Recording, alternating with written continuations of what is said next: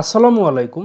আজকের ভিডিওতে আমি আপনাদের সাথে আলোচনা করব কিভাবে আমরা MySQL ওয়ার্কবেঞ্চ ডেটাবেজের কোনো ডেটা টেবিলকে মাইক্রোসফট অফিস এক্সেল ফাইলে আমরা কনভার্ট করতে পারি।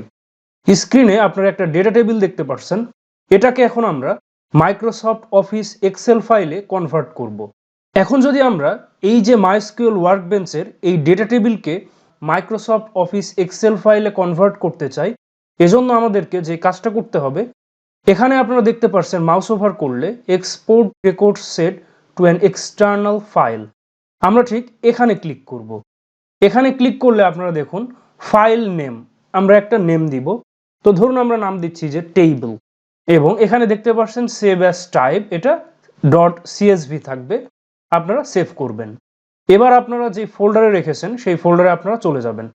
দেখতে পাচ্ছেন table.csv, এটা যদি আমরা এখন ওপেন করি তাহলে দেখুন, তো আপনারা দেখতে পাচ্ছেন এই টেবিলের সমরূপ এক্সেল ফাইলেও সেই সেম টেবিলটাই ক্রিয়েট হয়েছে, রোল নেম অ্যাড্রেস।